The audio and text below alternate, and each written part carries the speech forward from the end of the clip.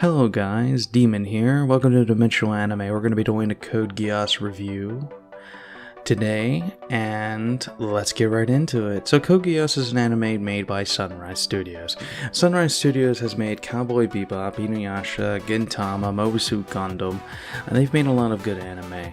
So we're just going to take a bigger look at this anime. Since it's one of my favorite animes, I want to give you all my opinion and why I think you all should watch it. So the beginning of the story starts out where Lelouch Lamperouge, Nonali, and Suzaku are all in like a war-torn field, and when they're kids and they're walking around and stuff, and then it like cuts off real quick, and we go to when we go where Lelouch is when he's grown up and he's in a bike with Rivel,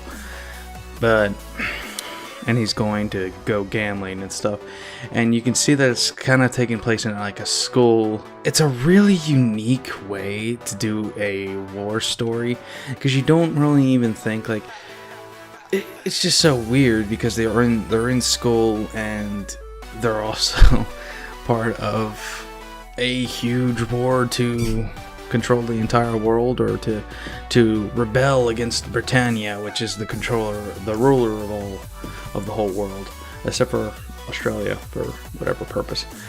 They just completely left Australia away. Really weird, but yeah, so you have that to go for you. So that's basically your pilot. The pilot's okay. It's not that bad. It's pretty good, in my opinion. You know, it sets you up, it gets you hyped. I think the pilot has a lot of things that I just don't really want to spoil too much. But the pilot really sets you up for the story, and it introduces mostly all of your main characters in the first episode of the series. Some of them come in later, of course, due to, you know, the series being 50 episodes long.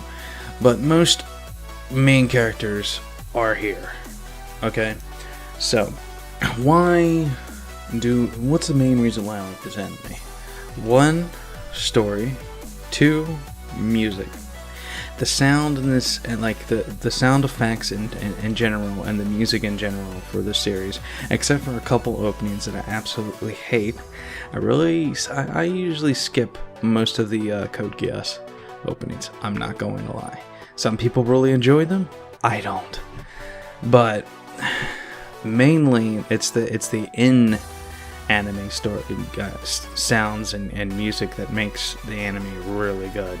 I'm not like a freaking insane, whatever you want to call it, composer. I'm not going to be able to give you like all the titles of the soundtrack, but I do recommend you looking up like Code Geass OST and then just sitting there and listening to it and see if you'll like the sounds that I like.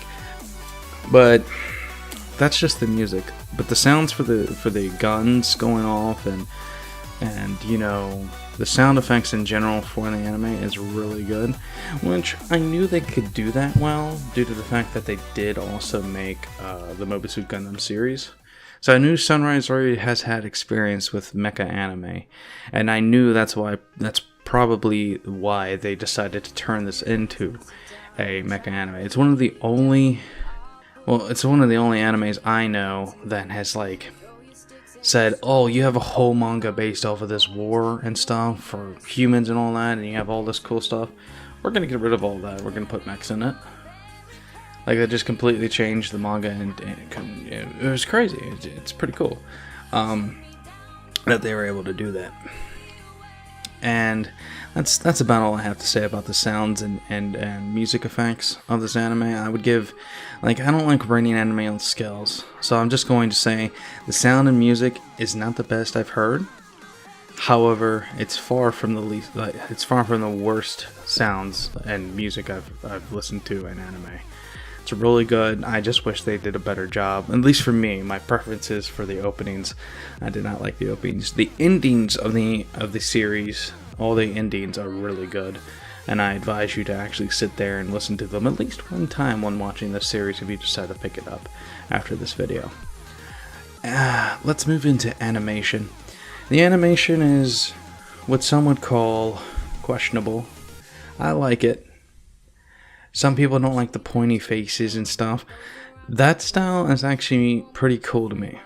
I'm not going to lie. I really like that style of animation. I think the characters move really well with it. They do the mechs. They like draw the mechs extremely well. The particle effects on it is really good as well. But again, like I said, this is people that have made the Mobile Suit Gundam series. So if you like Mobile Suit Gundam and you're trying to pick up another mecha anime, don't look any further. This is perfect for you, and you're going to notice a lot of similarities between the two series. That's all I really have to say about the animation. I wouldn't say it's that good. Like, it's subpar. And that's all it needs to be, is my point. Like, as long as it has good animation and not horrible animation, the story and the music is what they should be focusing on to begin with, in my opinion. Animation alone won't save you from a horrible anime. Moving on, story. The story in general has its ups and downs. There's a couple parts in the anime where you'll feel like you want to take a break, and it's absolutely fine to take a break, but I wouldn't like decide to, oh well, I'm not going to watch the anime anymore. I'm just going to completely cancel it out. Just chill out. Don't like hardcore binge it. Like, you can binge watch like 12 episodes and be fine, but it starts to slow down a little bit. Like, the slowdowns in this show aren't that much at all. Like, I think I had 1 or 2 episodes that made me feel like, maybe I'll take a break. So it's like 1 or 2 filler-ish episodes in the series that I didn't like. I can't give you the exact episode numbers, but you'll know them when you come to them. Having said that, though, that's not that bad for 50 episodes worth of anime. I'm pretty sure it's like 50. It's very close to 50, if not. I don't want to look like a freaking idiot. So we'll just say it's close to 50. I know the first series was like 24 or 25. I can look up real quick. Yeah, 25 episodes. And I think the second one was 25, so it would be exactly a 50 episode anime, if that's the case. But the reason why I'm doing this review is because Code Geass R3 is coming out, and a lot of people are like, but the ending of R2, I hope they don't ruin it, and people are calling it a money grab and all, but I really don't think they understand that Sunrise Studios is doing absolutely fine. Like, they don't have to go out of their way to make another series if they don't want to, just due to the fact that they have very popular Mobile Suit Gundam series that they've been doing forever, and they're still doing to this day, and they're the lead animation studio for Gintama. They have plenty of bank. They don't need to bring this series back, but they want to, which is awesome, because I always thought that we needed a season 3. That is my opinion. I think the finale of season 2 was absolutely amazing, and it left me satisfied. But in another case, I was really sad that story ended, not because of the way it ended, but I was sad because the world itself, the world building in this anime, like, they built up this world, and when they ended it on the last episode of season 2, there was so much of this world that was so untouched that you could make so many seasons worth of anime on, even if Lelouch wasn't the main character. I mean, this world has a lot of hidden mysteries and lore that has not been explained, like how exactly Geass was founded. I mean, people have theories. I know CC can give Geass and their there's a name for their race, but how did they come into existence?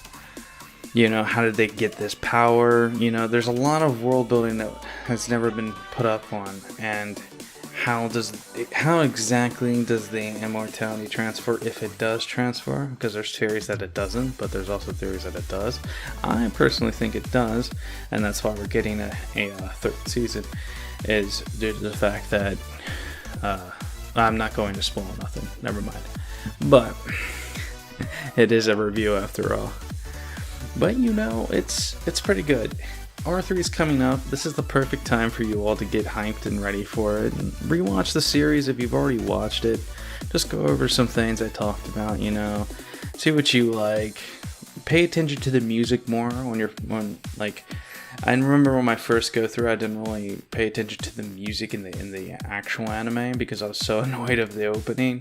So I just like zoned out all music and I was just like listening to the story a lot. But basically, my subconscious noticed the music.